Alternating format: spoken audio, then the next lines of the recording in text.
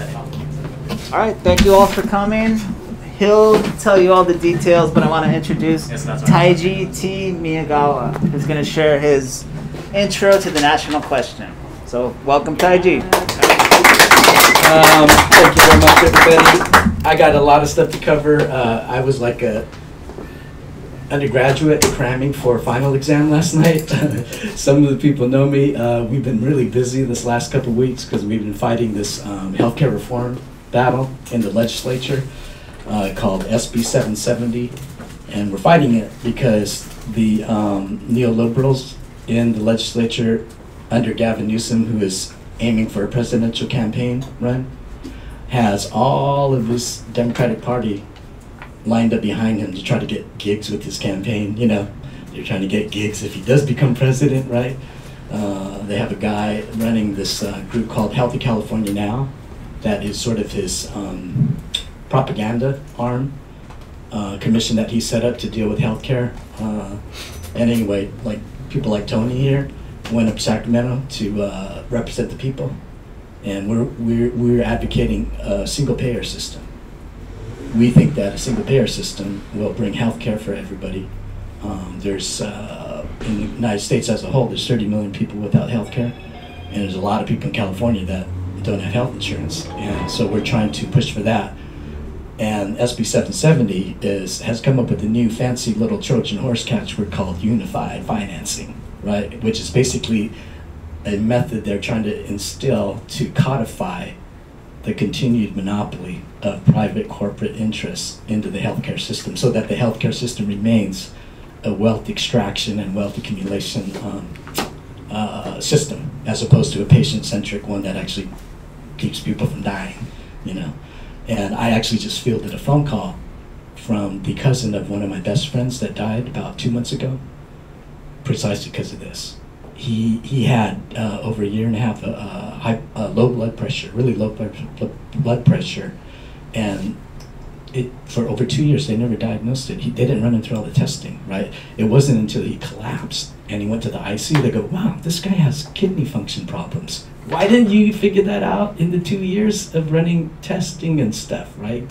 So anyway, thanks for everybody that's participating in that, because I was involved with that. I didn't prepare as much as I'd like. I got no fancy slides. I got no fancy videos. I'm glad to see that Gabe is aware of a video from somebody in Ireland that's addressing this question, and I want to watch it after this thing to hopefully fill in all the holes that are in my presentation. When Gabe was doing the graphics, we were like, wow, what picture should we use? You know, and he had one was a picture of Lenin. I said, that makes sense, because, you know, Lenin's the guy who really came with the whole concept and asked the question, right? Lenin said, yeah, okay, Lenin's pretty good. But they go, yeah, but, you know, it's kind of like we want to deal with this workshop in relationship to actual work that we're doing, right? To change things for the better, right? And there's some activists here, we're going to get into that later. So we thought, well, let's use this other picture that happens to be from this newspaper called Unity newspaper that I used to help distribute. And that was the last Marxist-Leninist organization, national Marxist-Leninist organization in the United States that, in my opinion, had a relatively correct position on this issue, on this question, the national question. It was one of the few organizations that actually, in my opinion, upheld Lenin's analysis and position on the national question. And they haven't been around for 33 years. And you know, people have been asking me to do this for a long time, and I didn't really want to do it because I don't really like speaking in front of people. I have a lot of issues as an Asian person, like experiences in life where I've been in spaces where people don't listen to me, you know, just like they don't listen to other Asian men. An example I was telling Gabe, I remember during the anti-apartheid movement, massive meetings, like, you know, 80 people in a meeting, right? And I would say something. Nobody would respond. Nobody would acknowledge anything I said. Conversation moves on to the next person. And then about 3 or 4 people later, a white guy says exactly the same thing that I did, almost word for word. And it's like, wow, that's a great point. What do you mean by that? Or, you know, there was like a discussion over it. So I've had that experience. And so anyway, I kind of didn't want to do this, but I've been involved in this stuff for like over 40 years. And real quick, I'm taking too long to introduce myself. I actually graduated from high school about 4 blocks from here, a place called Whittier Union High School. Long time ago, I'm as old as dirt. I graduated in 1976. So just to give you context, when I moved here from the Bay Area, from a primarily black and Asian high school, to move to a high school that was almost all white people in a very conservative city. Whittier was a lot whiter than it is now, right? Whittier's Mexicano Chicano population has increased by over 40% between the 2020 census and the 2010 census, right? People in Whittier know that demographics has changed tremendously here, but back then it was white. So here I am coming from listening to Santana, Tower of Power, Janis Joplin, Earth, Wind and Fire, you know what I mean, that kind of stuff, right? James Brown. I come to high school, the only shit they're listening to is like Aerosmith. You know, I was like, man, there was like 2 black people in the entire high school. There was only, I think, maybe 4 Asian people and 2 Asian professors. And I would go to school and people didn't know how to deal with people that look like me. And I would have to hear stuff like, it's kind of nippy out here. I would have to hear stuff like, what do you prefer, gook or chink for me to call you? This is, I don't mean to offend anybody, but if they wanted to pick a fight with me, you know what they would say? They would say, is your mother's and sister's private parts the same as your eyes? So some days I didn't go to school because I just couldn't deal with this crap, right? I mean, like I said, I was coming from mostly black Asian high school. If you were white and you even thought about that kind of stuff, saying you would get your ass beat. But I was badly outnumbered, you know. So only reason why I want to tell this is because it's kind of ironic that I've overcome my issue of not talking about this topic, and what led me to the place where I'm speaking now is actually that experience when I was in high school, you know, like how many years ago. And that anger that I had, that sense of isolation, is what led me eventually onto the path where I started reading about stuff, you know. First it was music. I really missed black music when I went to the high school. I didn't appreciate it as much as I should have, you know, Motown and all that oldie stuff. I didn't appreciate it until I went here and I go, man, I miss that music, right? And then I read this book called Blues People. I don't know if you ever heard of that book, by a guy named Leroy Jones, who later became Amiri Baraka. Amiri Baraka actually became a friend of mine later. And that's part of the reason I'm here today, because people like that taught me about this thing called the national question, right? So, John, I'm already over time. Thanks for helping me. That's a good story. So why are we doing this workshop, right? In a nutshell, the reason why I felt compelled to do it, because like I said, I've been doing grassroots organizing stuff for a long time. I don't have a PhD. I haven't published a book. I'm not a professor at a university. I'm like probably everybody else in this room. I'm a broke ass. I'm not saying you guys are broke as I am, but I'm a broke ass. I've been relying upon like wage slave jobs my entire life.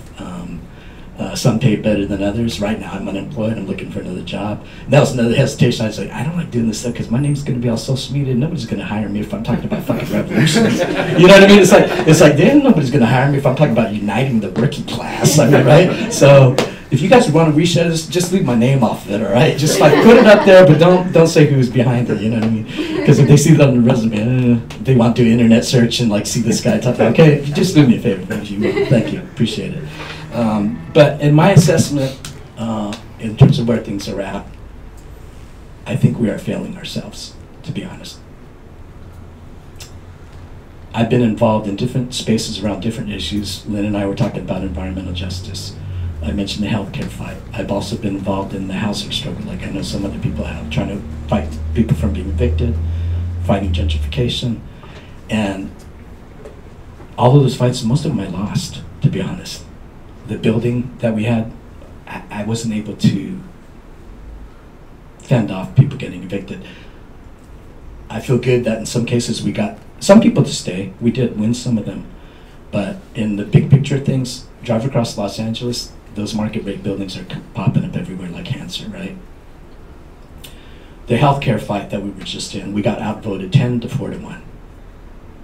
That is not a good thing. You know what I'm saying? And I think if we want to be honest with ourselves in terms of what we're trying to accomplish, which in my opinion is complete, total, social, cultural, economic, political transformation. That's what I'm in this for. I'm not doing this grassroots stuff because I want to make friends. I know there's a lot of people that are involved in our grassroots organizations, you know, and I'm not passing judgment. It's not an invalid reason to be involved, to be with people that you agree with or get along with, that treat you with respect. It's not a bad thing to want to make friends. It's a good thing to make friends. I hope I can be friends with everybody in here that I don't know. But that is not really the reason why I participate in this work. I'm not in this because I want to feel good for myself. I'm going to feel good for myself if I know I contributed to uplifting the lives of everybody that I feel affinity with. I'm not in these organizations to like feel good because I'm making somebody less fortunate than me, thank you, to do better, you know what I mean? So that's what I think. I'm going to assume everybody's in here. Like, why would you spend your Saturday night to come to an event called The Continued Importance of the National Question in the Neo-Colonial Era? Not exactly the name of a Saturday cartoon show, right? So that's what we're trying to deal with. How can we get better? And in my opinion, our goal must be liberation. Our goal is not to elect a brown, black, Asian, indigenous face into the presidency. We already did that. We got a black man in there. What do? Unilateral bombing of an African country, reinitiating African slave trade. I mean, we have to have higher goals than that, right? And that's what I think this is. And I think that this topic, having been ignored for over 33 years, is actually one of the reasons why we have not done better. For example, like leftists generally have this idea that Marxist leftists have this idea of the international proletariat, which is basically working class people, right? There are working class people all over the world that are being exploited by capitalism. Their labor power, as Marx said, is being exploited to generate wealth for the capitalist class, right? And the goal of leftists generally is how to unify those people domestically and internationally. The purpose of this workshop is largely to address that question by claiming that the reason why we don't have a unified working class anywhere is because we haven't addressed, especially in this country, we haven't addressed the national question adequately. And so that's something we're going to get into. And the last thing I wanted to hopefully get across is that we need to look at our work domestically in an international context. We can't ignore what's happening domestically and what the ruling forces of this country and our government, both political parties, are doing internationally. I believe we should understand that they're connected. So real quick, what is a national question? National question, as I said before, was a concept that was not proposed by Marx, because when Marx was around, really hadn't fully entered the stage of colonialism internationally. It might have been starting before Marx's death, and there was the Ireland question, right? Ireland was identified by Marx as an oppressed people kind of thing, but it wasn't like at the level that it was after, I mean, it was in process, right? Because obviously the US had started, right? So it was in process, but not completely consolidated around the world as it did over the next 100 years or so. And then Lenin came along and there was World War I, and then Lenin was trying to do this project of all of these diverse nations within what later became the Soviet Union, and he had to figure out, how can we bring these people together, right?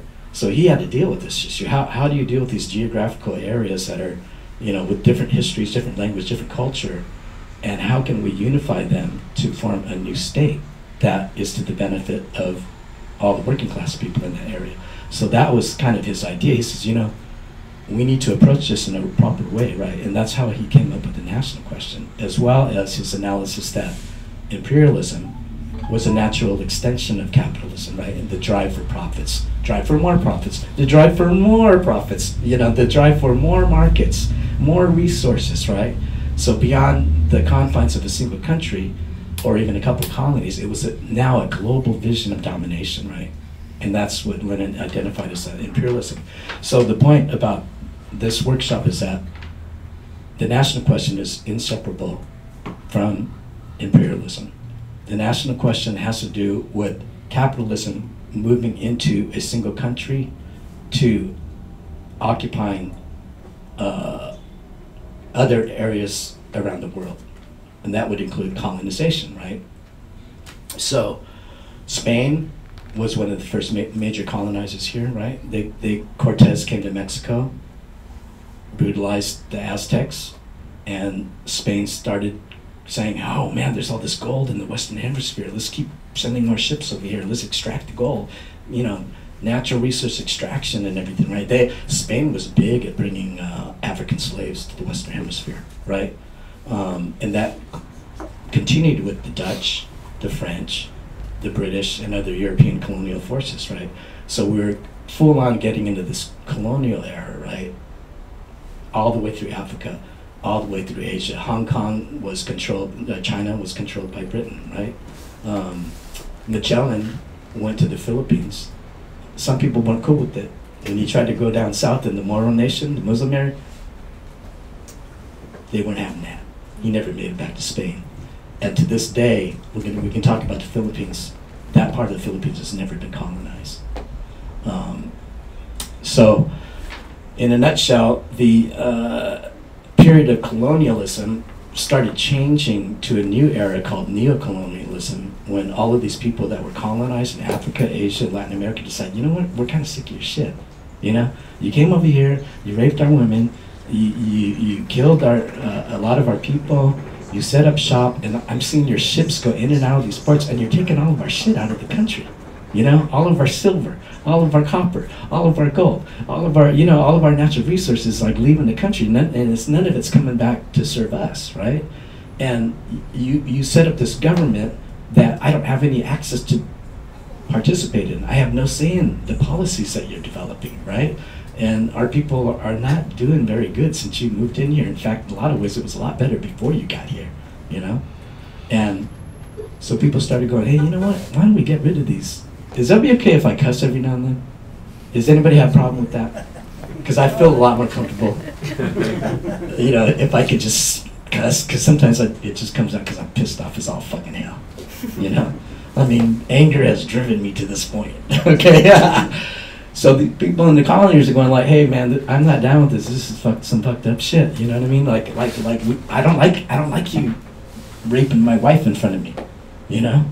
I don't like you friggin' molesting my kids. I don't like you putting my my primo in a cage because they didn't obey everything you said. That's what was going on. It was brutal. It was violent. In the United States, everybody knows about the genocide of the indigenous people, right? We've heard stories about the blankets being traded that had smallpox in them, right? We've had this whole issue of indigenous people getting trades for alcohol, you know, and then getting run over after they got drunk. It was the same thing that happened in Hong Kong with opium, right? So people started going, screw this shit, you know, let's get these motherfuckers out of here. So then we start going in this period to varying degrees, varying stages, like Mexico had their independence in 1870, I think. Haiti had their independence. It was mostly the slaves more than the indigenous, but they had a rebellion in Haiti, kicked out the French, right? And that started happening more and more. It continued on into the following century and into the 20th century. South Africa, you know, formerly Rhodesia, that became Zimbabwe. China, 1949, right? Vietnam in the 70s, right? Then we start entering this new era called the neo-colonial period. And the reason why we call it neo-colonial, because the word colony is still in that word, right?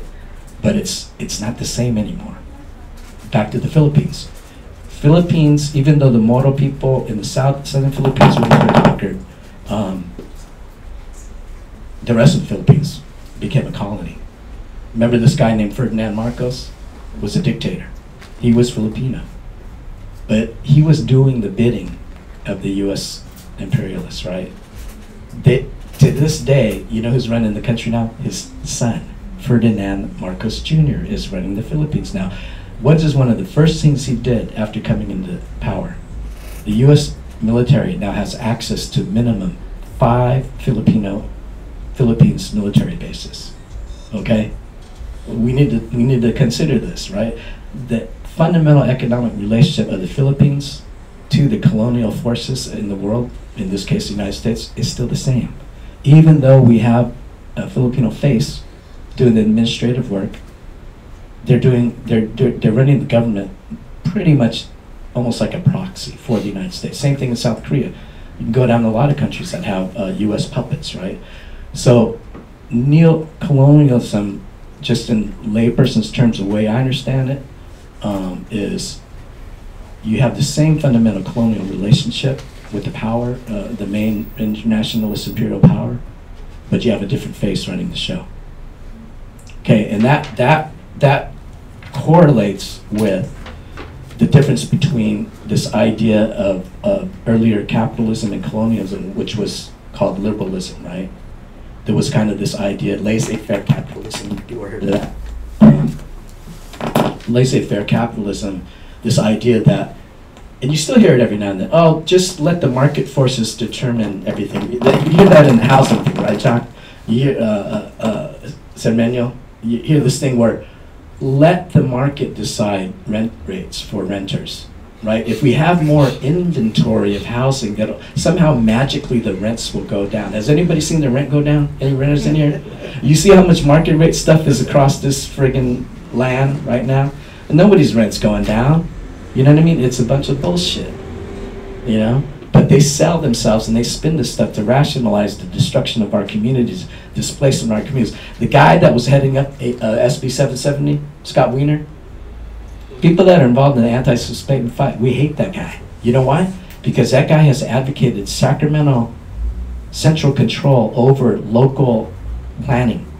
He says that LA wants to have a plan about where to build stuff and where to concentrate new development, corporate development, market rate development. We want to have a say so. Scott Wiener says, no, we want to just run that shit out of Sacramento. We don't give a fuck what you think. You know what I mean? And I got my money from the corporate landlords, right? So I'm going to pass legislation that sounds great. He says, you know, transit-based density. In other words, like more condos along the metro rail, right? He says, and you know what? I'll one-up you. I'm going to say I'm an advocate of green housing. I want people that have those expensive Tesla cars to be able to plug their car into it. It's going to be good for the environment. Lynn, this is what they're saying. These people are neoliberals, right? We use that term neoliberals. Neoliberalism to me correlates with this whole concept of neocolonialism, right? So instead of like only the old school way of saying that the market will answer everything, they still say that. The neoliberals say that. However, it might be a black politician saying that now. It might be a brown politician saying that now. It might be an Asian politician saying that now, right? You don't need to be white to be advocating things that are in the interest of the capitalist class. You will get paid very well if you do, you know? I was telling John Kawakami, who helped me work on this outline that I'm taking too long to deliver, that colonialism is kind of like that period where the only way we could get to the white people's party is if we were cleaning the dishes. You know, like our gig at the white people's party was to literally wipe the shit off of the rim of the toilet where white people went. We weren't allowed to use that same toilet. That was Jim Crow, right? We weren't allowed to use the same restroom once upon a time, right? Pre-civil rights movement. Our only way into the party was, that was our job. That's the only kind of gig we could get into the party. Neoliberalism is the idea that, oh, some of us can get into the party now, right? Dr. Akilah Weber can get to the white people's party, right? But guess what? Most of us still have to clean the toilet. You know what I mean? Most of us can't get into that party. Only a select few people can get into that party. And that's the difference about neoliberalism. And that's kind of the era that we're in. It's a little bit less easy to rally the people against the power structure because we have this layer of people that look like us who pretend to speak for us, right? And they're going to hate me for saying it, but it includes a lot of executive directors of nonprofit organizations that get their funding based upon allegedly representing community interests, right? It just clarifies, even though they're going to hate me for saying it, I think nonprofits that are serving our community should be getting more money than what they're getting, right? The right wing's trying to shut all this stuff down. You know, they want to cut back on any mitigation programs that our nonprofits are doing. I think the nonprofits should get more. All the people that are hating me for criticizing them, I actually support their efforts to get more money, so I just want to point that out. But in the big picture, none of those nonprofits are allowed to talk about what we're talking about tonight, which is the question of how do we build sufficient ground game outside power, by meaning that not inside the existing political structure. How do we build power, political power that's independent of that system and seeks to change that system? And that's what the question is tonight, right? Let me see where I took this. Okay. I gotta speed up here.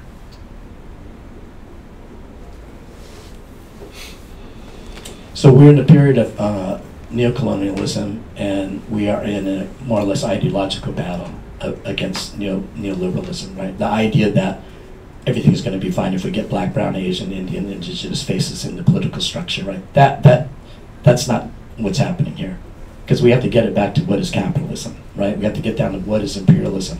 It's a system that is built upon exploitation of labor power. But here's the key thing about this workshop. It's not just exploitation of labor power. Imperialism is built upon super exploitation of labor power. Not the same thing. Not the same thing. When we talk about wage disparity, white guy doing the job, brown, Asian, black, indigenous person doing the same damn job, just as well, if not even better. Who gets a job promotion? Who's getting paid less?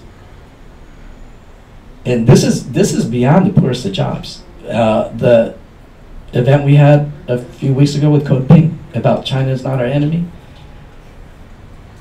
the brother that was doing the job comes from Chinese immigrants post-1965, some of whom might be in very well-paying jobs, like software engineers, software developers, coders, developing code for the military-industrial complex, or these large software companies, these companies that develop things that you put into drones for automated bombing of third world countries, right? There's software in there. Somebody's got to make that software. They're high-level intellectual workers. They are still members of the working class, even though they're getting paid quite well sometimes, like way more than most of us in this room. But they don't own that intellectual labor, right? Well, even in those cases, like some of the people from East India, for example, that are getting that work on H-1 visas, they're not getting paid as much as the white software engineers in that same occupation. So this wage disparity, what I'm trying to explain is really what imperialism is. Imperialism is based not just on exploitation of workers. It is based upon super exploitation of oppressed nationalities. It is based upon the actual theft of entire land resources, right? And it started in the US with the acquisition of land from indigenous people, right? That's why a lot of progressive circles, they always start out, we're on stolen land. Indeed we are. Indeed we are. But, you know, the problem is, the same people that say that never engage in a conversation of what are we going to do about it. They don't engage in the question of what is capitalism, what is imperialism, and what does the fact that we're on stolen land mean in terms of the maintenance of the social order, political order, imperialism, right?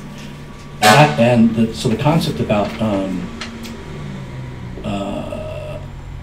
neoliberalism, national oppression, and the national question really is this. There are people on the left that I consider agents of white supremacy on the left. And some of you may have heard of this term, class reductionism, right?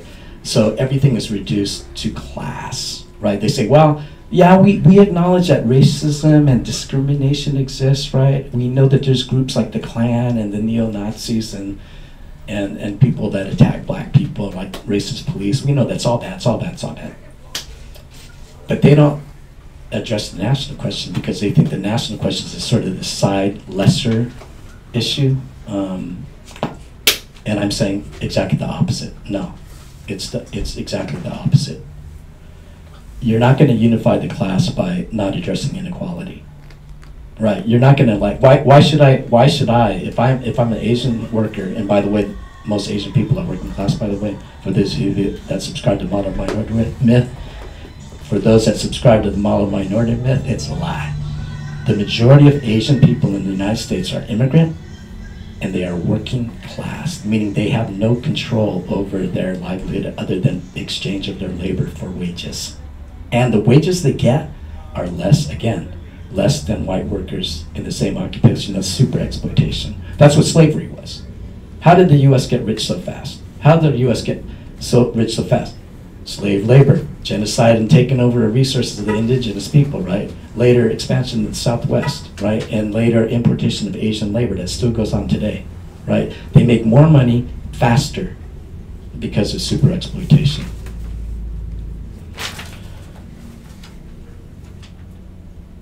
So ultimately, people like Lenin, Stalin, Mao, Ho Chi Minh, all these guys that were leadership of the new anti-colonial period of revolution and liberation, they had an opinion that ultimately the national question is a class question.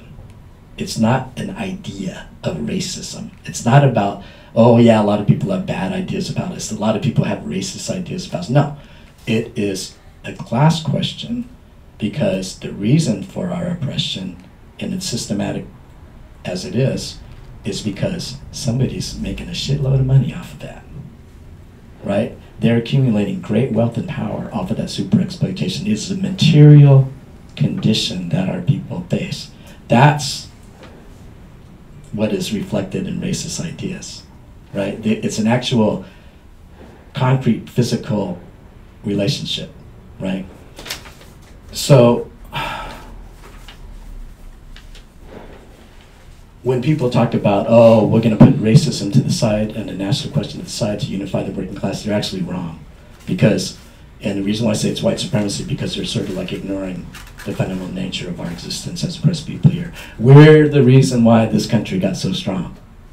And it's inseparable from the genocide of indigenous people, inseparable from slavery, inseparable from the annexation of the Southwest, inseparable from colonization of Puerto Rico, inseparable from the colonization of Hawaii, inseparable from the importation of Asian contract labor, right?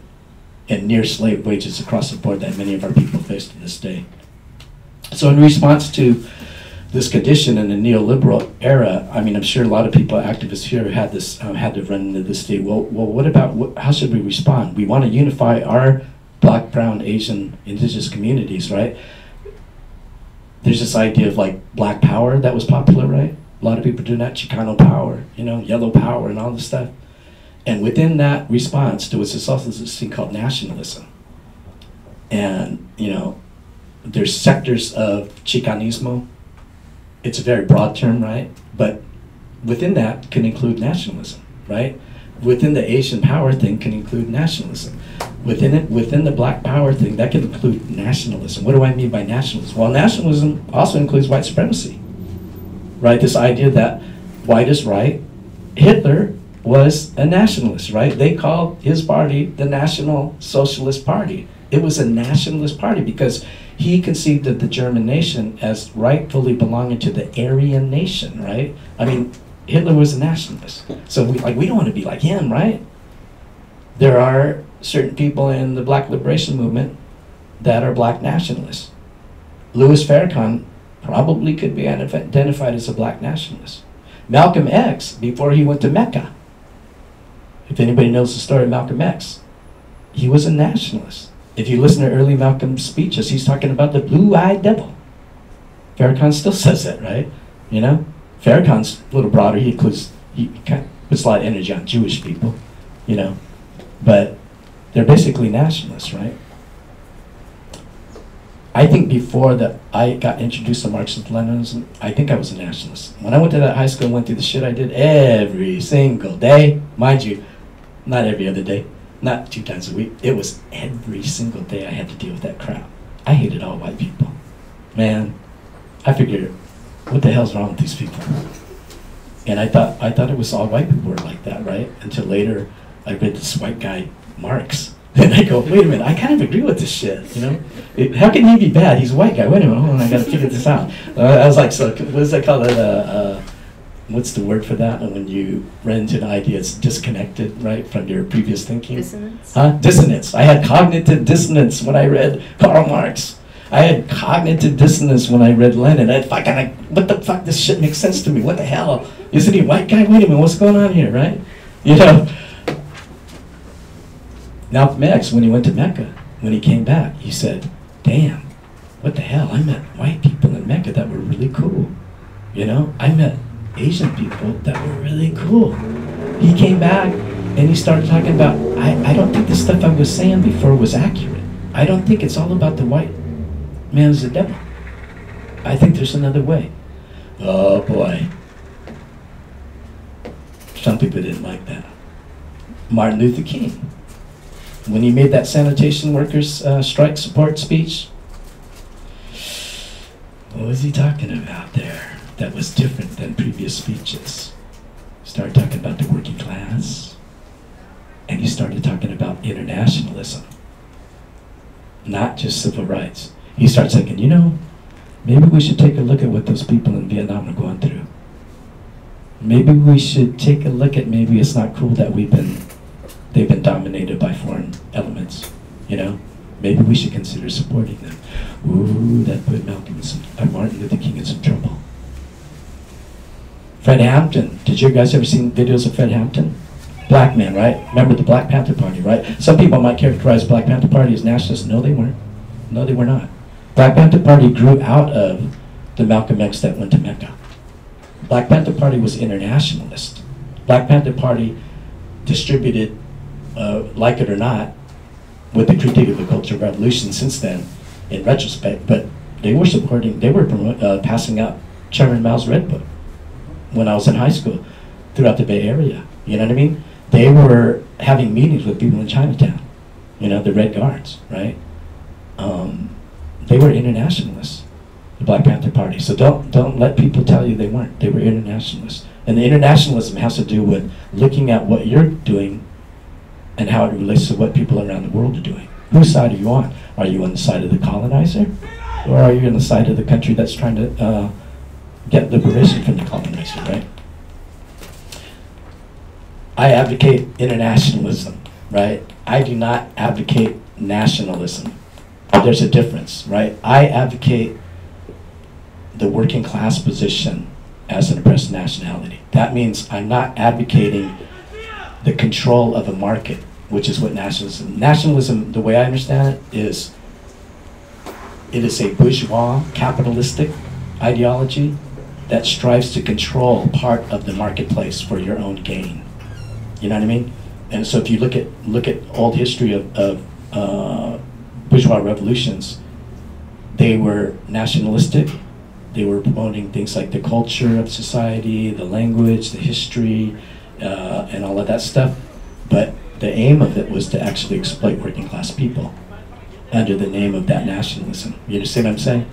So it's kind of complicated, I think, but that's kind of where we're at right now. We need to distinguish between national pride, national identity, national liberation, national independence, from the ideology of nationalism. Does that make any sense? It's a process to try to work through these words, right? I know. There is a way to advocate national independence and national liberation, but not be capitalist. That's what China did. In my opinion, that's what China did. China was like the Soviet Union Revolution 1917 was significant because, in my opinion, that was really the first one that a self-conscious working class organized itself to lead a revolution against capitalism, right? And it was internationalist because what later became the Soviet Union was many different nations, and they had to deal with many different languages and many different cultures, right? When China started deciding we don't want the imperialists controlling China. We don't want Japan coming here, continuing to rape people in Manchuria and kill people in death camps in Manchuria. We need to figure out how can we come together and get rid of these people and become independent, right? There were multiple parties within the coalition against Chinese colonialism at that point. One was called the Kuomintang, right? I don't know how to pronounce. That was pretty good. I can do my best. Chiang Kai-shek, right? He was the leader of the nationalist party that was aligned with the feudal landlords, you know, the people that owned big pieces of land, and then they had peasants living under them to work the land, but they had to like pay a lot of taxes and stuff like that. They had no say-so about what went on in that region, right, under the feudal landlord, right? So the Kuomintang was kind of part of that class. They could see that it was bad that Japan was in there because they were getting like, you know, stepped on by Japan too. But then Mao and those guys were saying, hey, a lot of our people are the peasants that have been getting screwed over by you, you know, the feudal landlords, right? But we understand right now that the main issue is not you, the main issue is the Japanese. So why don't we get together? Feudal landlords and the peasants, why don't we, for a moment, unite and gain independence and get the colonizer out?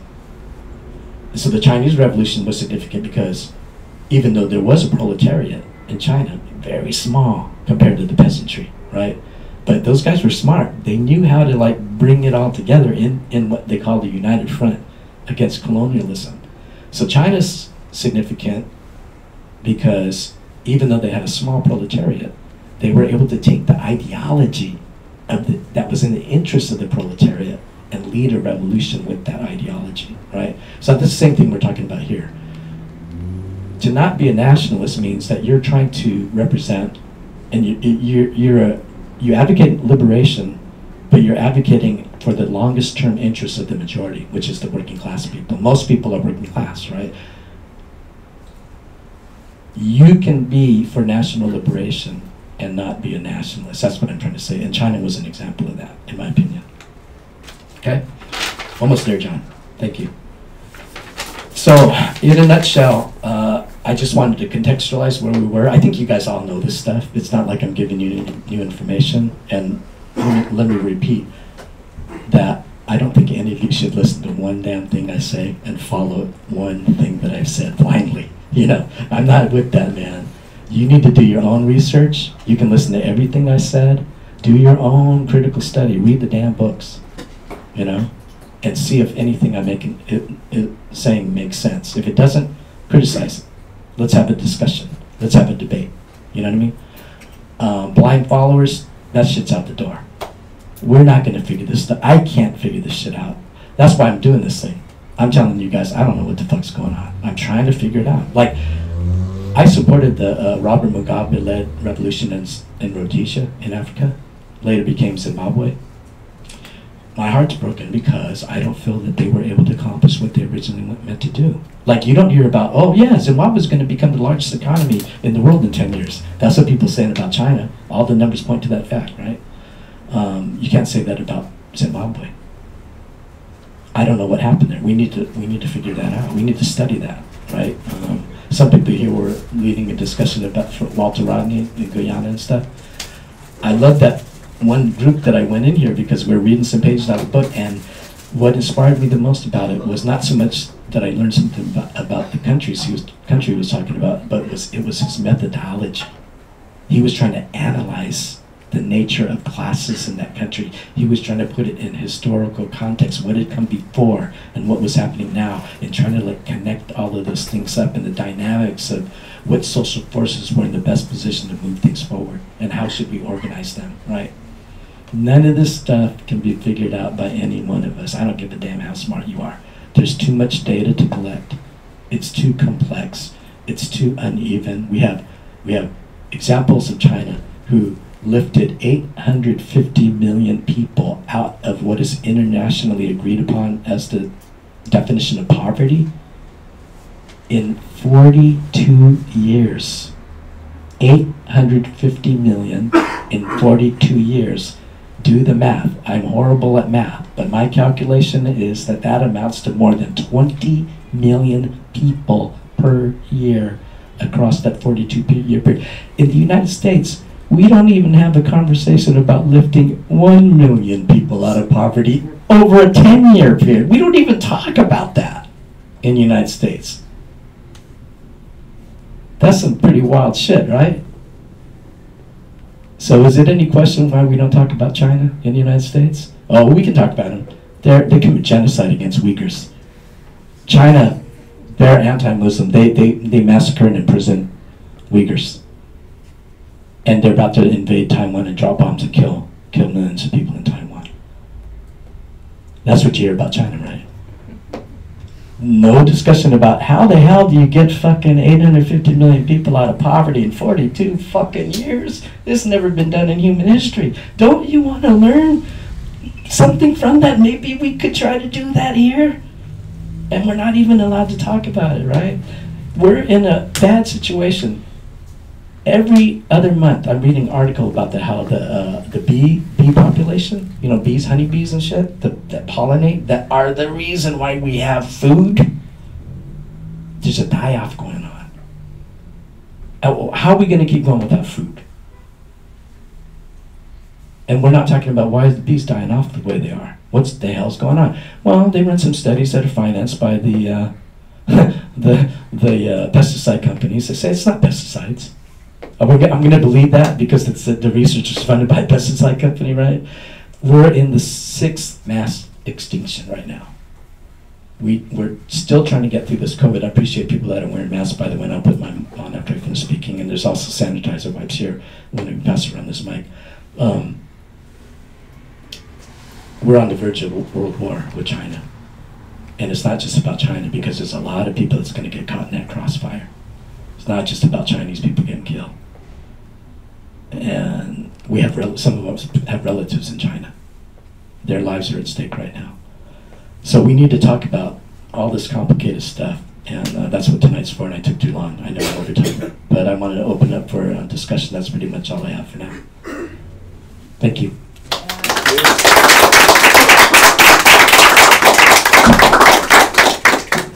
Comments, questions, microphone. I'm going off the mic, I think. I think I'm pretty Could loud. you use it because we're recording? Oh, okay, yeah. Appreciate it. Yeah, I just kind of want to address something that I kind of think is a big problem that gets conflated consistently, is trying to put white nationalism in the same umbrella or the same category as black nationalism. I don't think Malcolm ever gave up black nationalism. I think he gave up black supremacy, right? Which is what the Nation of Islam pushes, right? You can't equate white nationalism to black nationalism because it's inherent within white nationalism to see whiteness as the supreme position, right? Black nationalism doesn't do that, right? When you look at figures like Kwame Ture, Stokely Carmichael, like he breaks it down perfectly.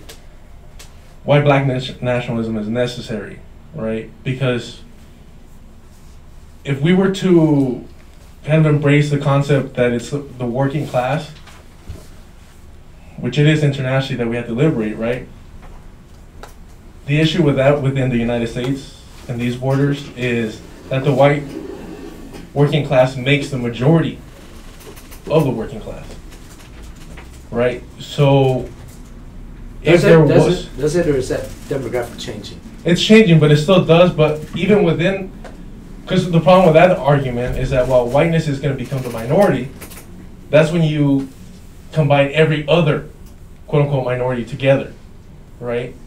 We know that we're not united amongst ourselves, right? Specifically in regards to anti-blackness, right? In order to establish yourself as a quote-unquote people within the United States, one of the main things, and we're just seeing this with the Supreme Court case, is to vilify blackness. Can you explain the Supreme Court case for those that don't know? Yeah, just quickly, they basically ended affirmative action, and because Asian American white ringers, essentially, were, complaining that affirmative action favors black people over the quote-unquote more qualified people, who in this case would be Asian Americans. They're being used by white supremacists, But that's what you have to do to kind of come up as a quote-unquote people within the empire. So kind of going back to black nationalism, I'm a big supporter of black nationalism, specifically the black belt thesis, where within those borders of the quote-unquote like southern, the former slave states, that they established their own government, preferably a socialist one. That'd be awesome, but it'd be up to them. But the reason being is anti-blackness, racism within these borders is too much to overcome to say, hey, we're all one united working class. I just wanted to. That's a great point. Anybody want to continue that discussion? Use the mic. Yeah, well, I mean, I just wanted to get a couple definitions. It's not listed here, but it comes up in like Marxist talk. One is the term bourgeois nationalism, which is the nationalism that the bourgeois promote, right? And in America, it's sort of like, you know, white nationalism, but kind of low key right now. As he was saying, he was talking about black nationalism. That's different because black people in the United States are an oppressed nationality. And that's one of the terms that comes up on this. And I think that's a really an important distinction to make, that when you have an oppressed nationality within the United States, well, I guess I should say it like this, going back to the USSR. The USSR is a bit unusual. You might think of it as all Russian. I don't know if you all know the history, right? But it's not. It's only about 40% Russian. Russians are a minority. There is no majority. It's a plurality of different nationalities. And to create this new country called the USSR, they had to really think about it and say, how do we deal with all these minorities? We're not, it's not minorities, they're nationalities. They have their own countries right now. They're all oppressed by the Tsar. They're really oppressed by the Tsar compared to the Russians. I mean, they were really fucked over. How do we have the revolution? How do you unite all the people? And the basic idea was, I don't even know the term, I'm sorry. But basically it was the national question. And the conclusion was, you have to respect the autonomy of each of these nationalities, right? That they have to be able to basically have their own, like mini country within the country, with their own language, right? With their own culture preserved, their attitudes respected. And I don't know if they did interpretation within like the Politburo or anything like that, but basically it was like what we would call today multiculturalism, but take it to the next level, right? Take it to the next level.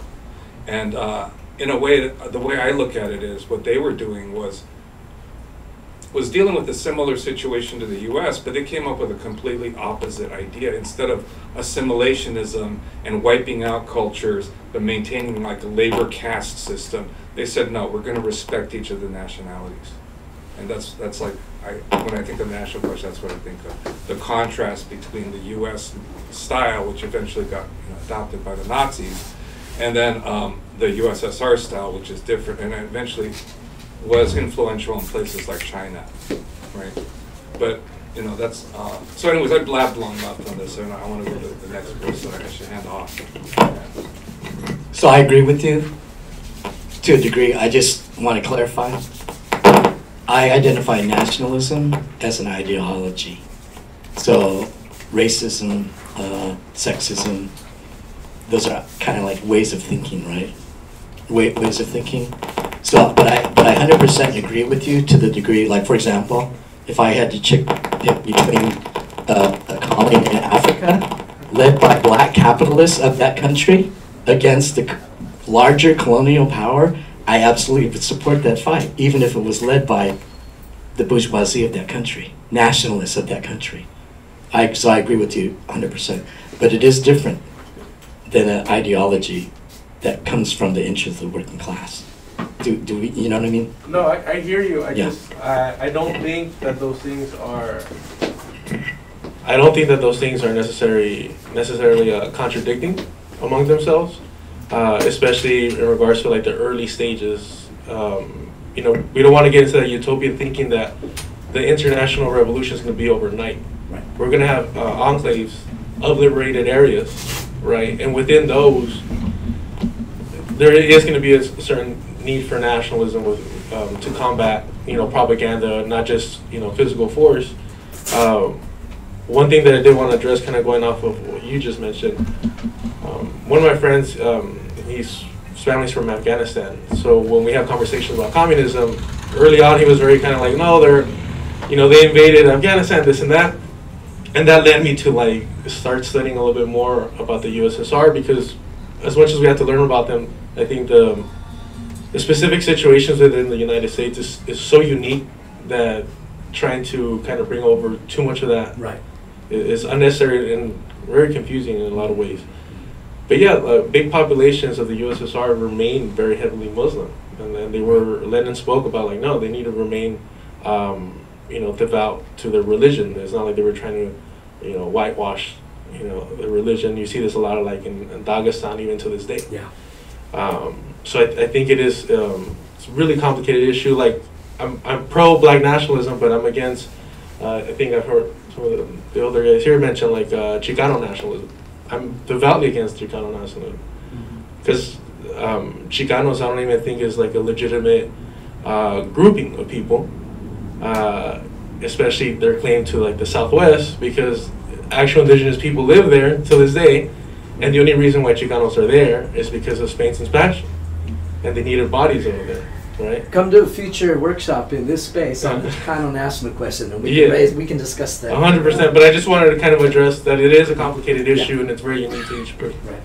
Yeah, I consider myself a Chicano, and the Chicano people are anti-imperialists, anti-colonialists. We developed that name after the annexation of Mexico. When everything we had was taken from us by the colonialists and the imperialists. So in my eyes, that's a legitimate name. And it's an aspect of self-determination. So you have to uphold self-determination.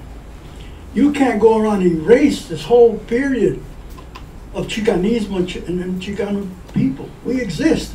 Whether you like it or not, we're there. And we have a history of fighting to sustain ourselves. What do you say about his critique of the position that doesn't acknowledge indigenous people within the Southwest? I don't know, because I'm still trying to deal with that. Okay. As my involvement, I came out of the Chicano movement. I got involved from 1968 to now. But I have to look at my actual experience and my actual history. So I look, my grandmother is indigenous. She's Yaqui, okay? And my dad is Mexicano. He's from Mexico. And I'm a Chicano. So we have a historical and cultural connection there. You know what I mean? And we're not pro-capitalist or pro-colonialist. All those three groups were connected. And it's proof through my own family. But I consider myself a Chicano. Question. Just since the brother was raising it, So we're going to talk about this. This is the first session in what we hope to be a series of sessions on the national question. Like the brother was saying, it's really complicated.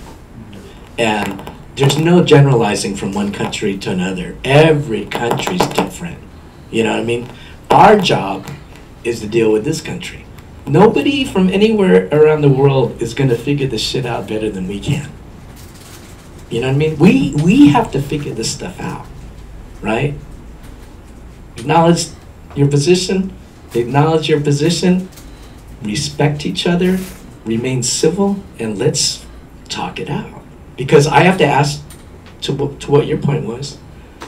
I want to give a shout out to Decolonize Buffalo, by the way, because I've learned a lot from them on this. And Chicanos have to deal with this fact. If you're advocating Chicano liberation, you have to deal, and if you claim that there's a Chicano nation, you have to deal with the people that are living in that geographical area that you claim as a Chicano nation, which includes other oppressed nationalities, right? So if we're hearing Chicanismo in a way, and I know that Chicanismo can mean a million things to a million different Chicanos, right? Or Mexicanos and Latinos, whatever you want to call them, right? If you mean to say that to mean that we're not going to give a fuck about indigenous people. I think most people are going to disagree with that. But I don't think. No. So let me I never finish. said that. Right. So, but that's a legit question, right? Yeah, but people need to understand the history of Chicanism, how we evolved. That's important. See, you don't want to erase our revolutionary history, right? Because that's the danger of it. Because then you start being with the capitalists against us. When we're anti-imperialists, we're anti-colonialists. But we're saying what we're talking about.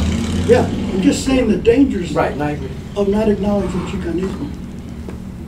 You know, but we also have the question of democracy, right?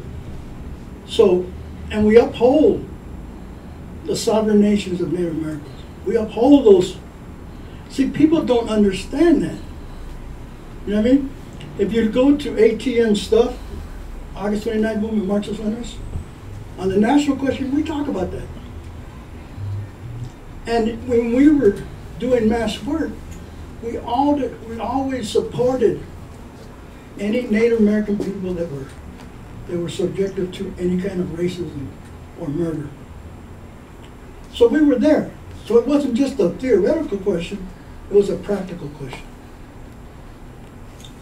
Rodolfo. Thank you. Yeah, thanks. Great, fascinating topic and points. So I guess, to me, I do think that all those definitions that, you brought up and John was bringing up are important to keep in mind because, national pride does seem different from nationalism and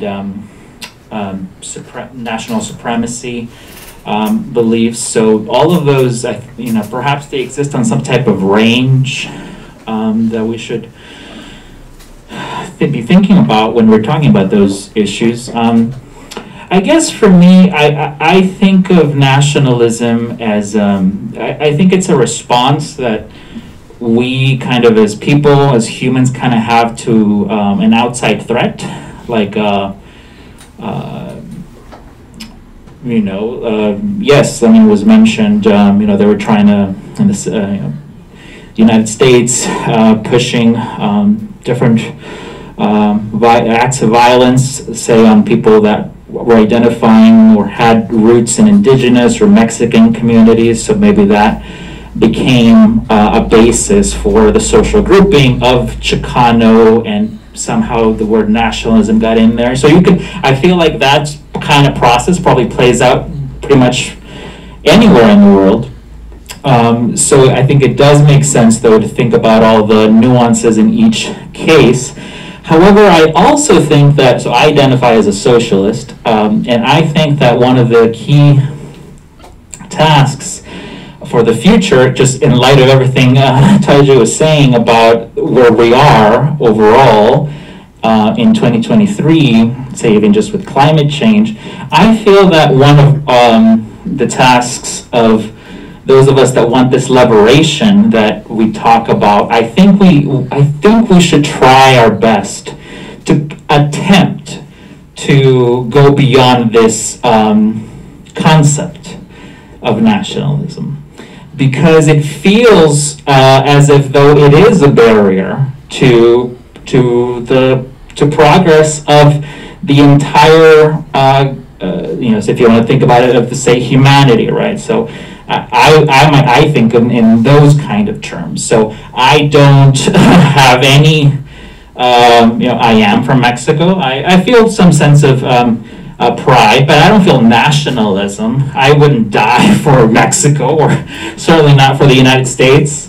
I wouldn't do that. And I don't feel it. I think that when it gets to that type of situation, it can be very deleterious. It seems like I feel like we should be trying to build inclusion. So I understand that there's situations where some groups have been so oppressed, but in those situations, I feel like we should attempt to come together, because I don't ultimately want the continued existence of areas of the world that are associated with only one people. I would like a borderless society, global society,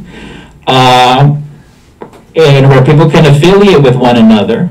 But this whole concept of nationalism, especially when it becomes very extreme, as in you want your nation to be the superior nation, that gets dangerous for that nation and for other nations as well.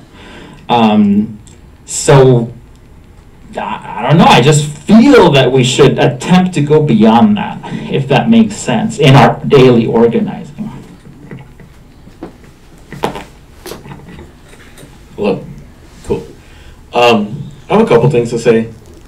One thing about like the thing over here with like, I don't understand how you can support the black belt thesis and reject like the Chicano national question if your argument against Chicano nationalism is that indigenous people were there. The same thing for the black belt. Right. There was indigenous people there. Yeah. And I'm not like a supporter of Chicano nationalism, because I think like for them to have their own state and them to have complete control over it, because, well, looking at the Soviet Union, when they thought of the national question, the Soviet Union was very different. For the most part, these ethnicities, each ethnicity had a geographical area where they were the supermajority, 80, 90% of them in each state.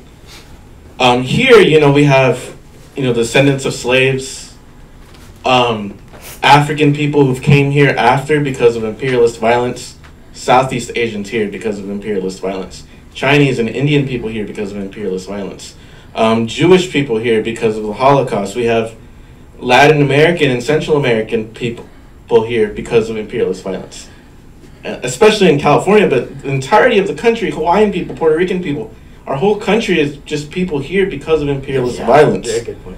So I feel that our national question is entirely different than even the Soviet Union's, because it's just, like we said, it's not one state that has, oh, like, these are all Kazakhs, this is all Russians, this is all, you know, the other minorities in the Soviet Union. It's all like, we got 10%, 10%, 5%, 8%, 9%, in every state, in every city, in every county. So, I mean, unless you're like Hawaii or like Puerto Rico, like everywhere else in the United States is completely like a mismatch of so many different minorities. I feel like our question is, it's just so much different, and a lot more work has to be done to even settle those differences. Can I address? Yeah. Appreciate it. I knew it was gonna like ruffle feathers. It's all good. And that's, I mean, but that's Why the we're reason. here. That's why we're here. But that's the reason why I do bring up like Chicanismo, because kind of a reference to saying like I was very much proud of being Mexican American, right, for a long time. You kind of, it's one of the easiest things to embrace is your identity, because there's not much thought requirement. I am who I am. And then you start digging into your cultural roots and whatnot. So I understand kind of the kind of almost personal attack that it feels like to hear somebody denounce not just Aztlán of the Southwest, but to deny Chicanismo as a concept entirely, right?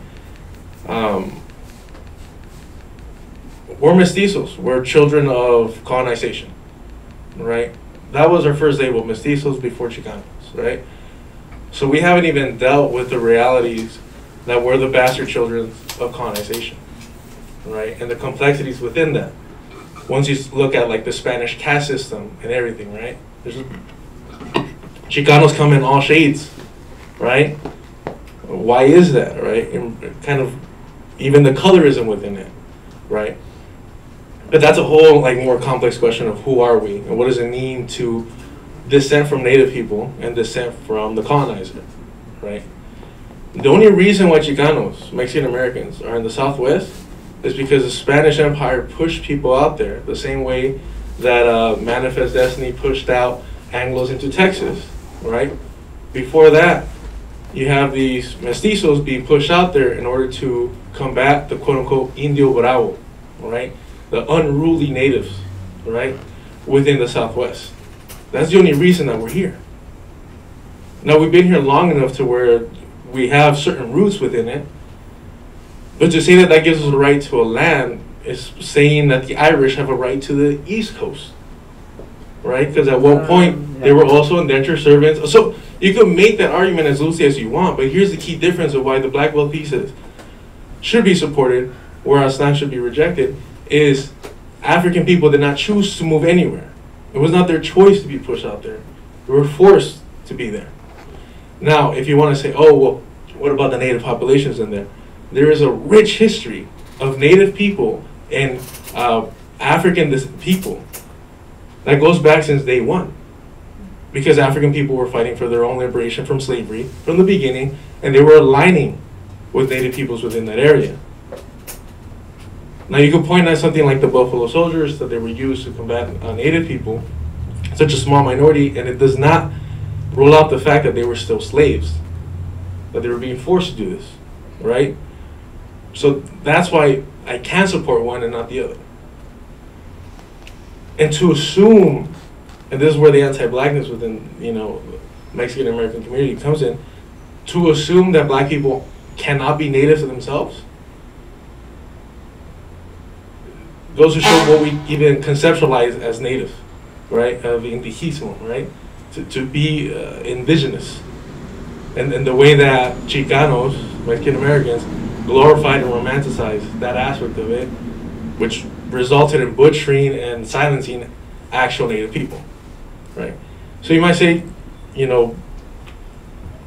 back in the day that certain Chicano organizations worked with native organizations, they did, but a lot of native organizations did not mess with Chicanos. For the same reason, like, you guys are playing pretend Indians, right? You guys are putting on, regalia that you have no idea where it comes from, or even if your people were quote unquote Aztec, which most of us weren't, because the only reason that we're still around is because most of our ancestors sided with the Spanish against the Mexica, right? So that's what I'm saying. It's a really complicated history, but nonetheless, the reason why we have the danza is because that group sided with Spain, so much so that they had representatives go to Spain and speak, hey, you guys aren't holding up the treaties that we had.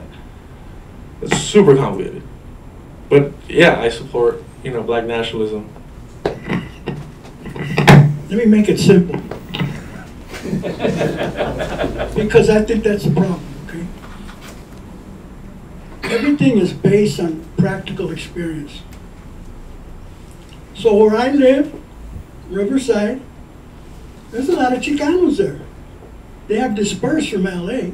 LA used to be the center of Chicanos. Can't afford to rent in LA anymore. Right? So you can't take that away from people that consider themselves Chicanos. What is that? That's insane. So it's a practical question.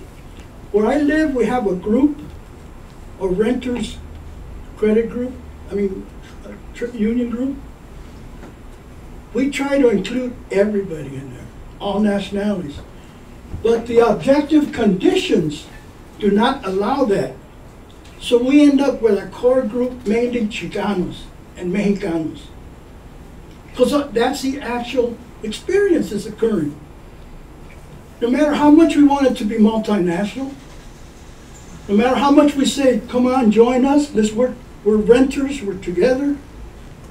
The fact that in this country there's all these divisions, that's going to take a lot of work. You know what I mean? So it's a simple question. It has to go by what you're actually facing.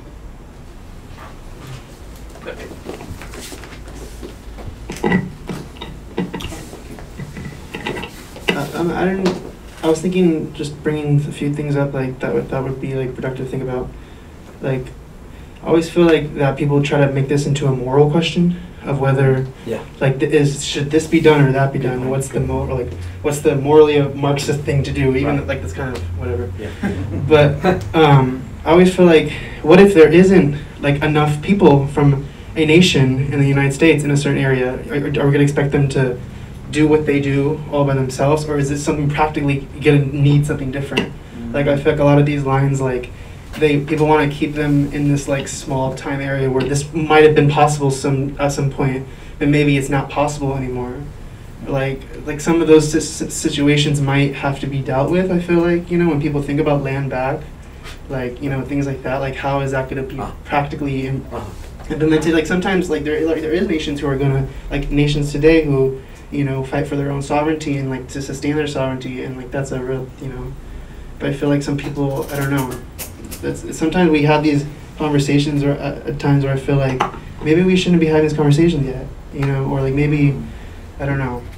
And I feel like the whole Chicano thing, I feel like we should always talk about the land, like, because it does come, like, I don't think anyone's saying that we shouldn't organize around, you know, identity. Like, I think people know what racism is, people know, like, you know, what happens, people know with, like, you know, all this shit, immigration. We don't organize around identity. We don't. A lot of the times, when people do, it is like renters, everybody, no matter what nationality. For sure. Even white.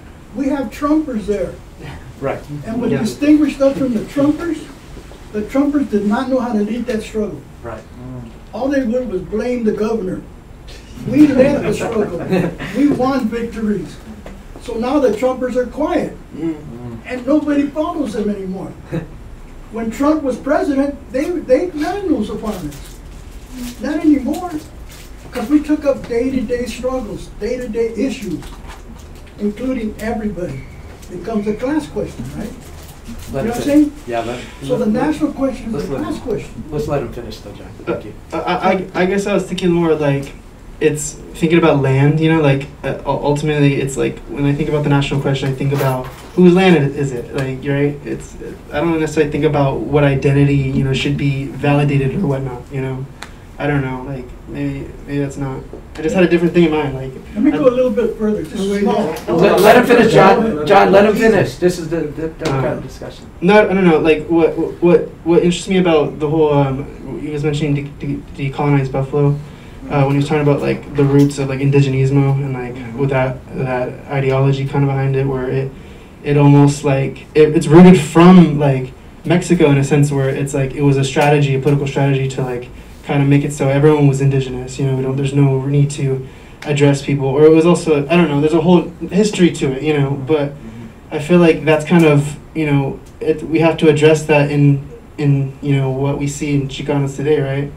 Like, and what happens, and like, the reality is there's a lot of people, like, even, you know, today, and it's like hyper, I don't know, now it's like all over the internet where people, like, you know, do dress up like in Aztec attire and shit, and like, you know, it's a weird thing. It's a weird thing because it's like that's where it ends for them. You know, it's not about tenant organizing anymore. It's not about that. Right.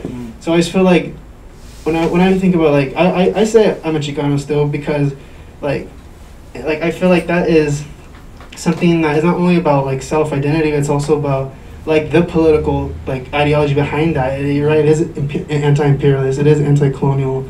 And like that is something that is like should be thought about, you know. But I think it's let him finish, John. Oh, I just think it's like the land is the problem. Like, should we have Aslan? Like, is that the thing that we're gonna do, or is it something? I don't know. I'm not saying like I have even a position. I mean, I kind of do, but it's not really, you know, panned out yet because I just don't think we're even practically there yet, even to address that. We got a long way to go. Yeah. Gabe. Okay, go ahead. I want to. I'll talk about that. I want to try to share space a little bit. Let's share space. Let's share the space, please. All right. Just right up there. Okay, I'm a Marxist-Leninist, and programmatically, I'm a revolutionary nationalist. All right, and which means I'm a socialist. Okay, all revolutionary nationalists, almost all of them are socialists. The question, you know, that we raised the question of Lenin. Okay, Lenin laid out that the essence of imperialism is national oppression. Okay, and if we're in the era of Leninism, that's our target, always. Okay, the question of Chicanos, the Chicano nation, the struggle for Chicano liberation, has to be placed in that context. Okay, not all ideology, you know, all these, you know, idealistic things that I keep hearing, you know, that have nothing to do with reality. I mean, there's real histories, you know, but in 1976, and the August 29th, we came out with a position on the Chicano national question. And we addressed the question of Native Americans and the right to self-determination, you know, and we went into you know, somewhat details in that, because remember, this was 76, okay, and a little more, you know, 50 years ago. So, but we addressed that issue as well. The question isn't just a question of who the land belongs to. The question is a struggle against imperialism and the development of a movement against imperialism, bring imperialism down. Okay, that's the issue. Yeah. You know, all the other issues, you know, they're there, but they're not the main issue. This is what guides you. Okay, and that's what guides you. The brother here was talking about Chicanismo, is that's what guides us. The question of Aztlán is not just a question of some fantasy from the Aztecs, you know, no. The question is, was an annexation. Okay, there was an annexation. That's a fact. Yeah, That's and that has not been answered. Okay, that has not been addressed. You know, it's still an open question. As long as that annexation exists, it's an open question that has to be addressed. Okay, and it's the Chicano movement that has to address that question. And it has to do it on the basis of revolutionary nationalism, you know, which is socialist. Again, you know, I think that Marxists should be the ones, you know, leading, but you have to earn that leadership. You don't just get it, okay? And the question is, the liberation of Aztlán is anti-imperialist.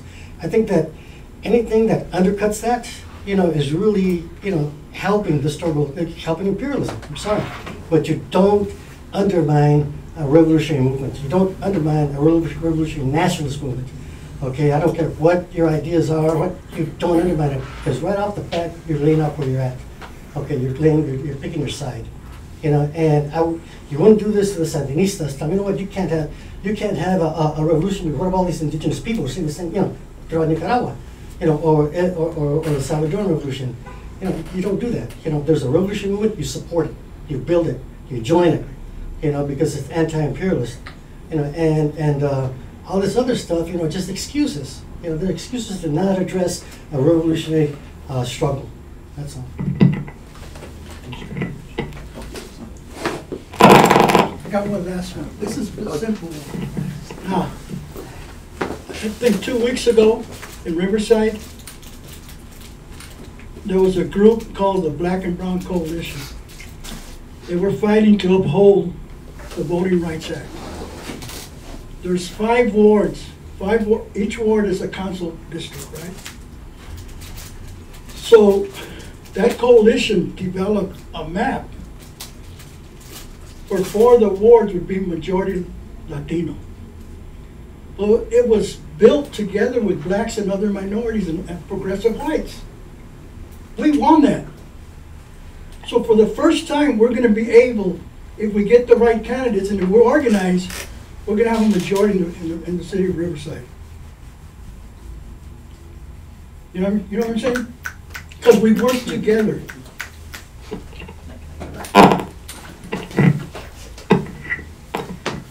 I really like that approach, to be honest. I like the approach of engaging in struggle. In this case, you know, you bring up renters issues, so that's very, you know, key to another issue we're bringing up, land. Because I think that through that struggle, everyone can learn not just to do the nuts and bolts of struggle, but also to build ties and relations with, say, people, say in this kind of discussion, say in a different ethnic group. Of course, it applies, you know, in other, I know, sexual orientations, etc., different abilities. So I think that through engaging in that kind of struggle, we can, again, this is my personal view, dissolve these national tendencies that we may have. I think that we should. I think that we should liberate our collective, our identities to be more all-encompassing rather than limited to some type of group. And that will teach us that, you know, we kind of should live in harmony without the concept of land ownership.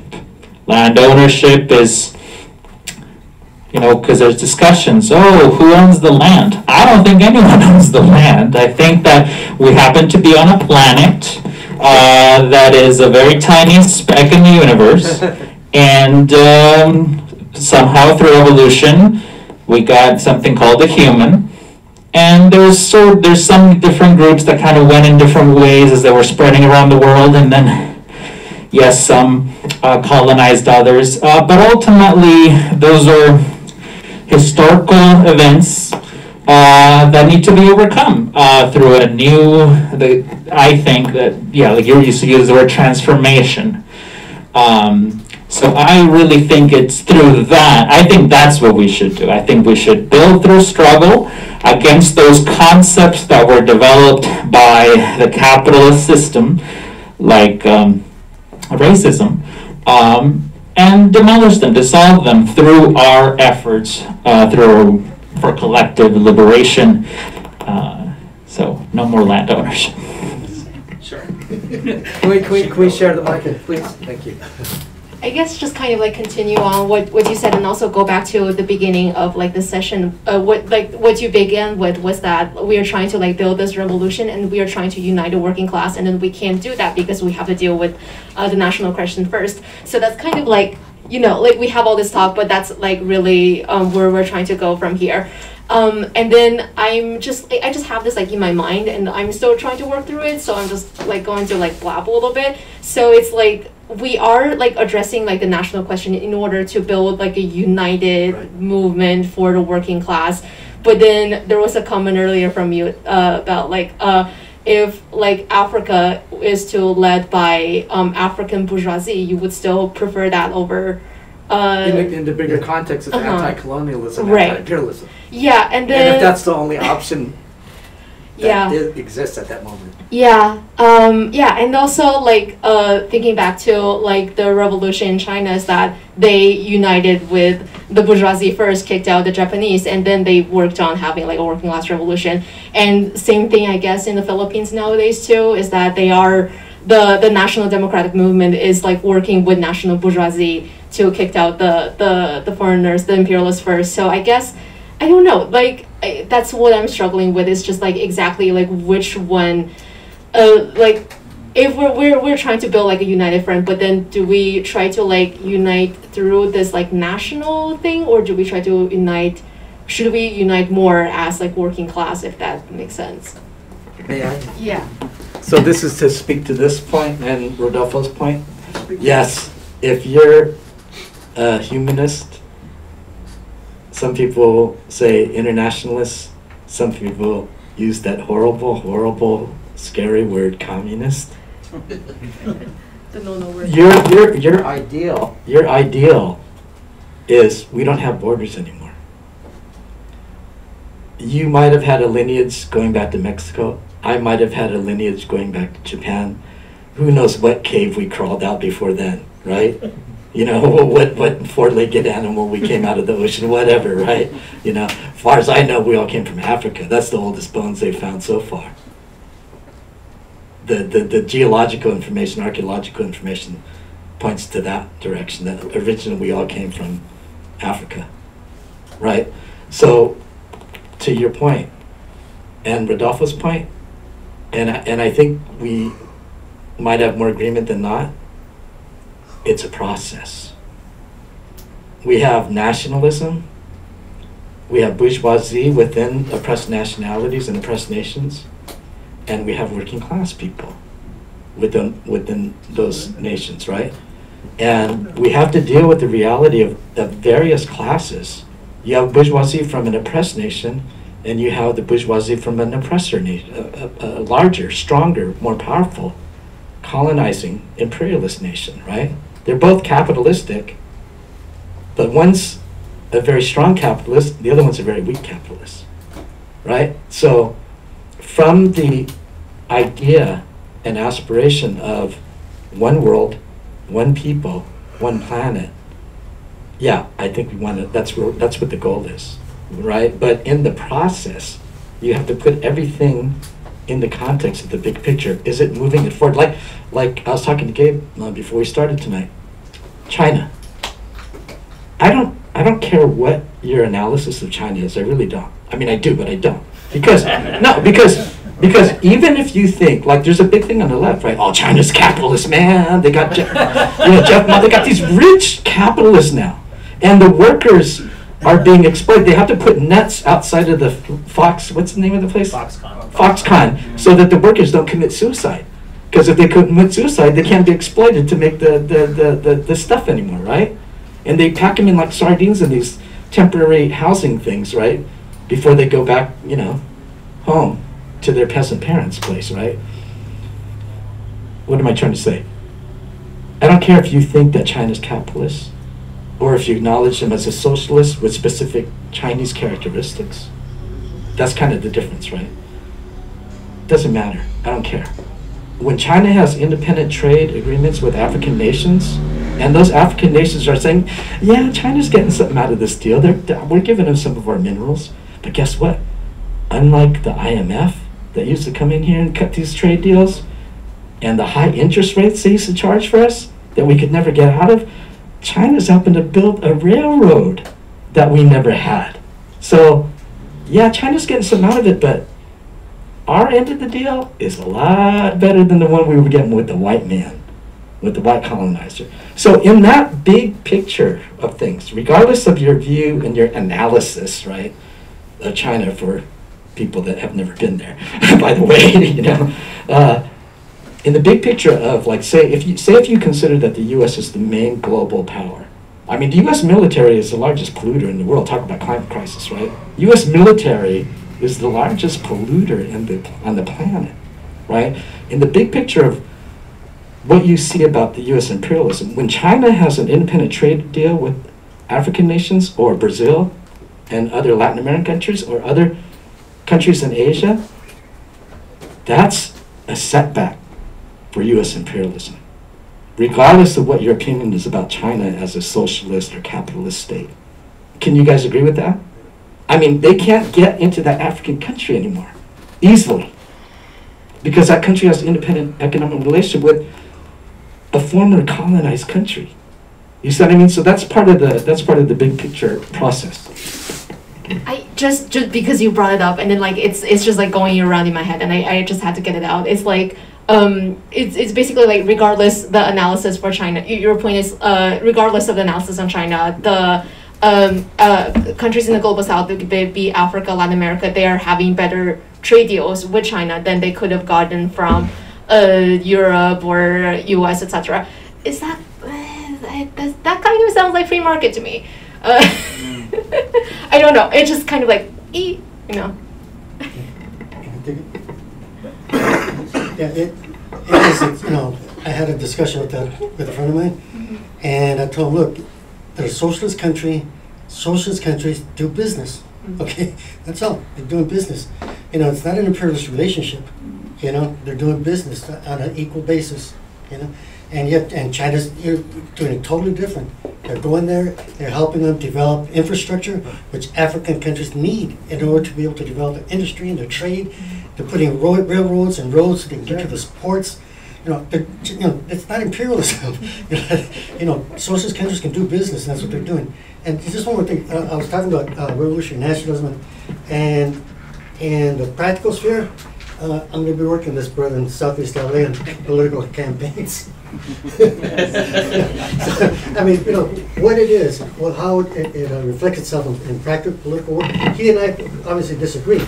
On this question of revolutionary nationalism. Doesn't matter. Right. We still have a basis to work with. Yes. Right. Let me see if this will help a little bit. So now that we got these four wards, right, and the majority population is Latinos, our position is we're going to go by the policies, not by the color of the skin. Right. It's just not going to be a Mexican because we want a Mexican. That's bullshit.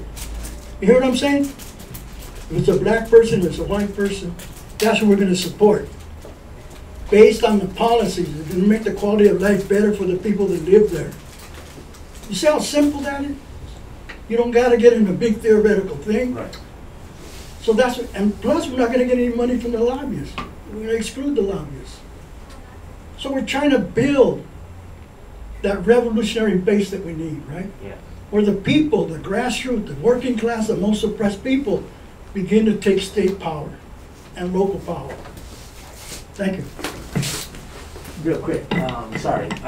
We're already at an hour and 40ish, and I was kind of shooting for 90, so we're a little bit over. But can we kind of close it out with comments from maybe people that haven't spoke that are doing work, that are engaged in practical work, whatever issue it is? And can you address how you think this topic of the national question relates to that work. To try to make it more practical. We kind of started getting into the theoretical land there a little bit. And I want to ground, I don't personally agree. I don't want to participate in these workshops if we're only operating on the theoretical plane. I'm not into that crap. I'm not into the academic stuff, so maybe for the last 10 minutes, if that's cool, 10 or 15, are you guys good with that? We try to ground this conversation into practical class struggle work, organizing work, and I'd like to hear what people have to say about how this question relates to that. Yeah, just because I was going to actually make a comment on the idea of practicality, right? If we're just focused on the quote-unquote practical, then we wouldn't even be having, there's no point in having the question about the national, a lecture on the national question, because we're just focused on the practical, right? The practical thing would be, hey, let's organize to make sure we get a person, a politician, at the upcoming election. That'd be the most practical thing, right? The reason why this is important is because if you believe in socialism, communism, people's revolution, then you need revolutionary optimism, right? You need to believe that we can win with the odds against us, right? We have great inspirations. Vietnam's one of my personal favorites, right? You have to have that optimism, revolutionary optimism. So I guess it's important to do on what's happening today on the ground and be practical, right? The reason why this is so important and the reason why it's so significant for working class people to embrace theory is because these are questions that are significant. And we don't want to repeat the same mistakes as others, right? The reason why I don't judge China as harshly as others is because they literally got to witness the USSR fail. So they had to do something different. Whether or not we agree with it, you cannot downplay the results, which you mentioned, right? We're not doing that. So in a lot of ways, I'm like, we shouldn't be talking because we can't even organize a working class over here, right? What have we done? Right, exactly. And it's part of that Western chauvinism, right? But we need to be able to do, chew gum and walk at the same time of having these theoretical conversations as well as being practical. And in terms of the last thing I'll say about the Chicano thing, just moving forward is we're not native to the Southwest. It's as simple as that. We're not native to the Southwest.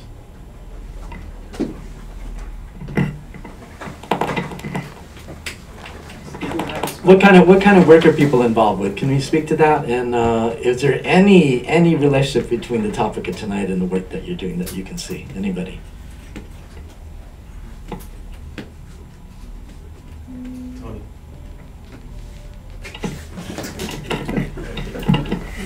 Yeah, thanks, John. I really appreciate it. Okay. I think this helps a lot because John, Kokami, and I are trying to put together a panel for expressing the successes of Alhambra and Pasadena Tenants Union in implementing rent control. Yes.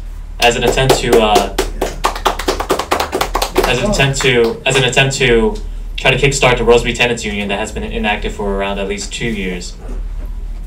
And I think that this resonates a lot with Rosemead in particular because the Asian population in Rosemead accounts for a diverse array of Asian countries, people from Cambodia, people from Vietnam, people from China, and people from even Thailand.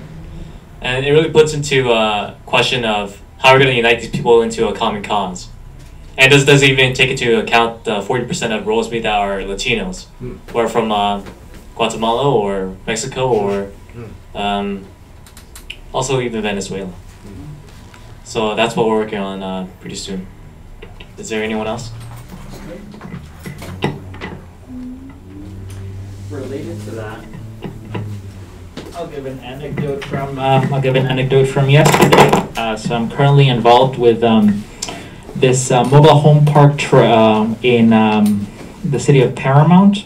You may have seen them on the news. They got a 200% rent increase. Ooh. And one yesterday. 200%? 200%, yes. Yeah, the new landlords. So, what the really beautiful thing about the meeting yesterday, which they had a town hall amongst themselves with the help of a 501c4 that dedicates themselves to organizing rent control for mobile home parks all around the country, mobile homes action. But I thought it was really beautiful how there were, for example, back to your discussion, John, there were veterans, like from the Korean War, Vietnam War, and you had undocumented ladies in their 70s or in their 50s, and you had younger,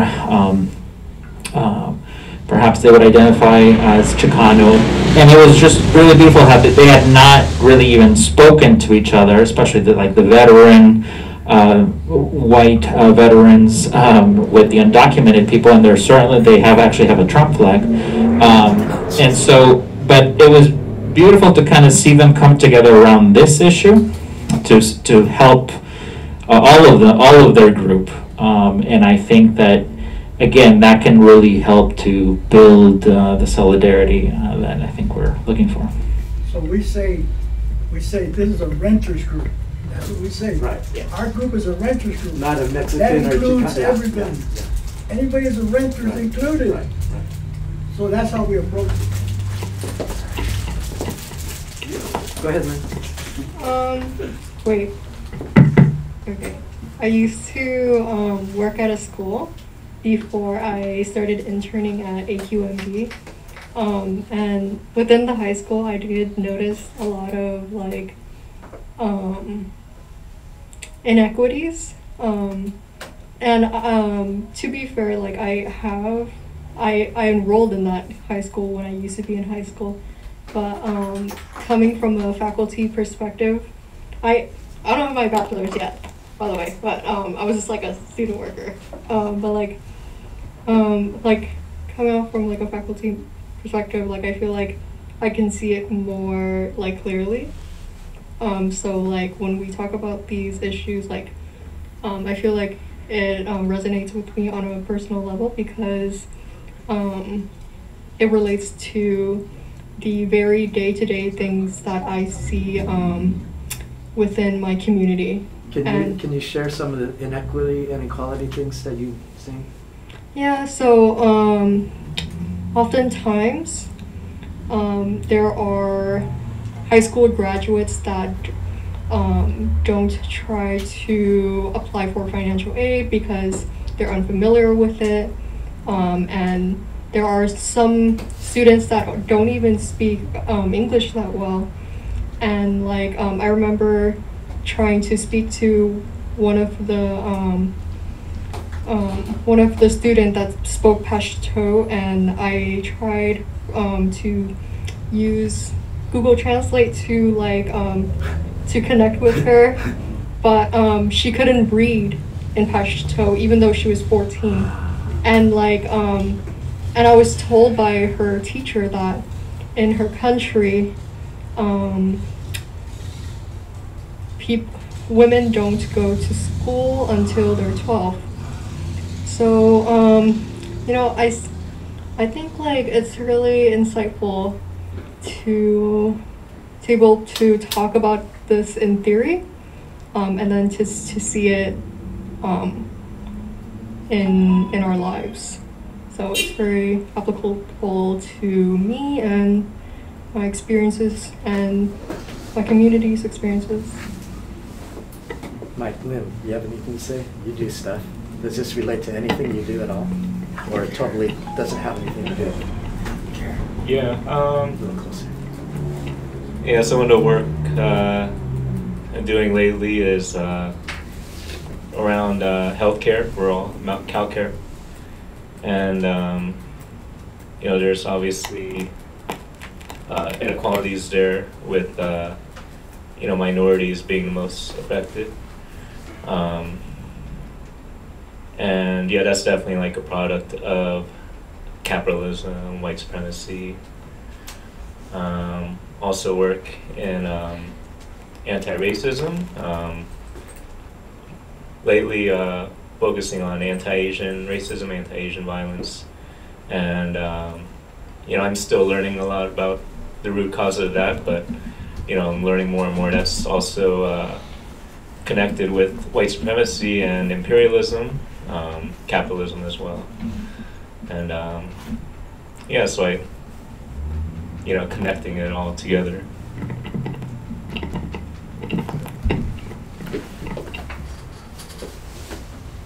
John.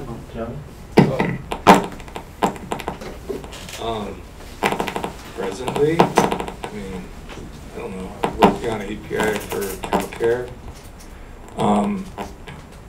This is sort of an outgrowth of what Pana was doing. One of the ideas was, the old Pana group was kind of NQ. It was this idea that in order to build political support, it's not sufficient to have a universal, even if it's a socialist program that's, about healthcare. It's insufficient to just have the platform that, a group of, I would call, internationalists, largely white people, would develop. It's not gonna address concrete needs of different groups of people who are oppressed. And so in order to get, this is the theory, that in order to get more supporters on the ground, you have to address the concrete needs of the people. Exactly. Right? And for better or worse, the local organization could end up being based on ethnicity. That's how it is. Sometimes it's not. Sometimes it'll be geographical. If you have maybe like a geographical area that's very mixed. But then you also have situations where, like immigrant groups particularly have specific needs due to the way they are coming here. As was pointed out in the Code Pink thing before, there's an upper middle class people, H-1Bs or whatever, coming over. But then there are also refugees coming over, and they have a different set of needs.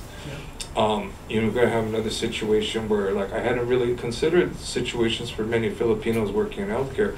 They're here on a specific government program that exports people to other countries. And so they're facing a whole different set of issues that are different from the other Asian groups. Likewise, you've got, with Latin Americans, you've got different situations with wars, different ways people come in here, and they have different specific needs, including facing racism from other Latinos, unfortunately, but other things like that, right? And it's, these are things that have to be considered in organizing. You can't ignore them. I've been in projects where we have ignored it, and we have, failed, at least in that aspect. So, so that's a concept, I guess I should say. That's how it connects. Anybody else?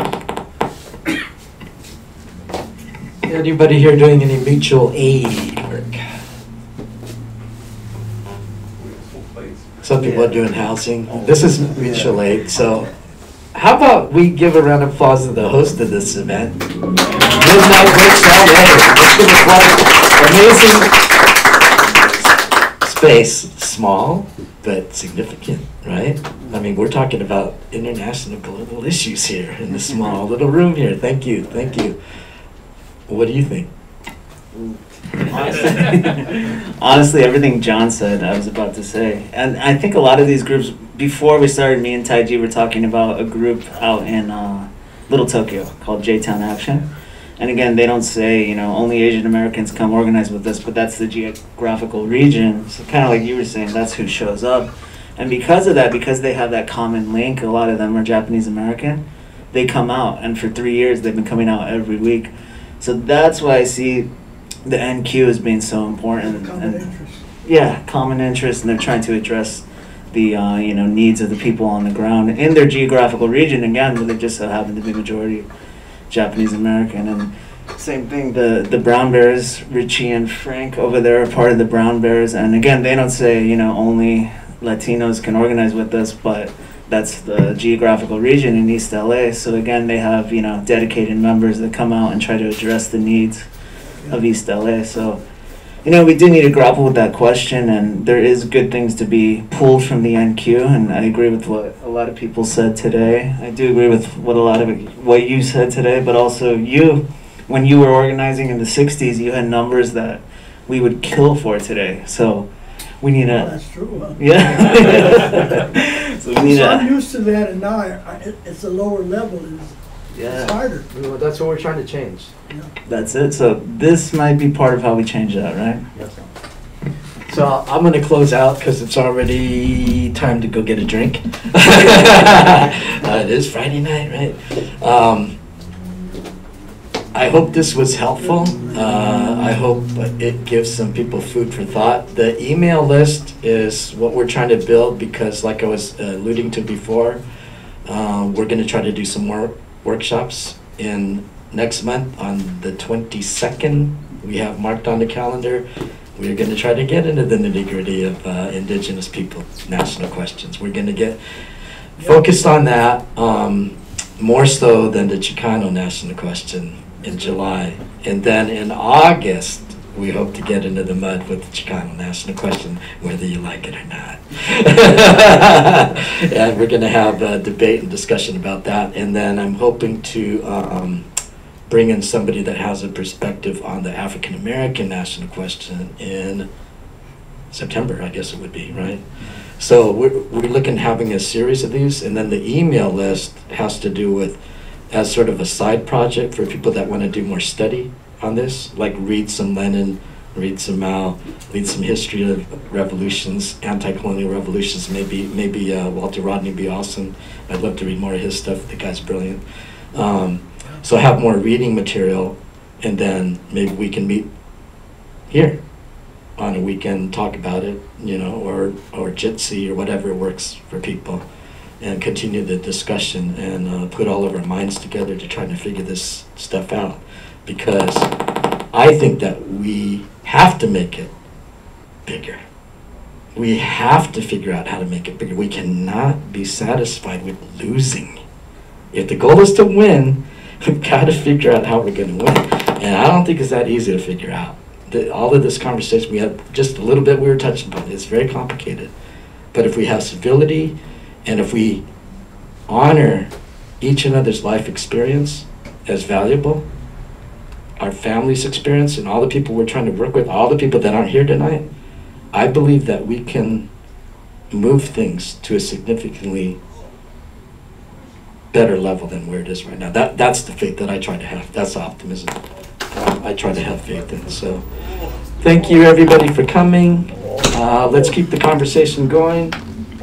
And how you doing, brother? And that's it for me. Thank you everybody.